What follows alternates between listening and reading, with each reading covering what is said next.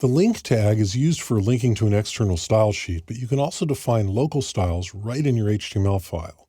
Let's start by making a working copy of style.html here in the Chapter 3 folder of the exercise files. I'm going to rename this style-working.html, and I'm going to open it in my text editor here. So what we have is a simple document with some lorem ipsum down here. Lorem ipsum is random Latin text that is designed to be not distracting, to look enough like text for use in laying out documents and not enough like text to be distracting in itself. And let's go ahead and open this in the browser so we can see what it looks like. And we see this is already styled with our style sheet. Here in the document, you can see rel style sheet main.css. So let's go ahead and open main.css as well. And here's our CSS. You can see it's a very simple CSS file. This is really what I call a CSS reset. It's just setting the defaults so that my document will look the same in various different browsers on various different platforms, or as close to the same as it can. Now, when we look at this in the browser, you'll notice that, yes, it's styled and it's not the default, and it's got the font that I asked for and everything, but it actually doesn't look very good. The first thing that jumps out at me is that the paragraph text, the lines are too close together. There's not enough leading in typesetting. Leading is the space between lines. And so I want to go and fix that, but I don't want to change my main.css because I like this. It has function for me across the entire site, or across, in this case, the entire course.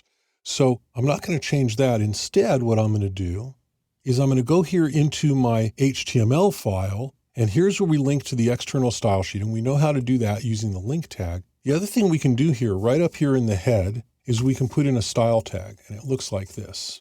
And that allows us to put a style sheet right here in the HTML document. And so the first thing I'm going to do is I'm going to say for my P elements, I want to increase the line height. And I know that I've got the line height set to 1 in my main.css, so I'm going to put 1.2. And we'll learn more about CSS later in the course, or if you want to learn more about CSS, I strongly suggest you take my CSS course, CSS for Developers, here on the lynda.com online training library.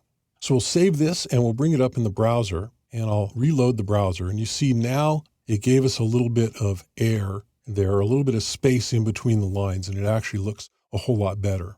And I'd just like to do one more thing, make this look a little bit more bookish. I'm going to take this first line of the first paragraph, I'm going to make it all small caps, because I see that in books sometimes and I think it's cool.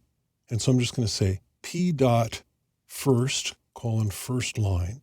And so dot first means that it's a class, so I'm going to have to call out that first paragraph and give it a class of first. That's a class selector. And I'm going to come in here and I'm going to say font variant, small caps. And then I'm going to come down to my first paragraph.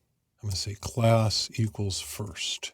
So any paragraph with the class equals first, which is this dot first here, and then this pseudo selector of first line means it'll just apply to the first line of the paragraph, and it'll give it small caps. So I'm going to save that, come over here to the browser and hit reload, and you see our first line there is in small caps, caps and small caps, and then the rest of it is in mixed case like it's supposed to be. So while you'll usually use a link tag to employ an external style sheet, you'll sometimes want a few simple styles specific to a given document. The style element in the head section is an excellent way to accomplish this.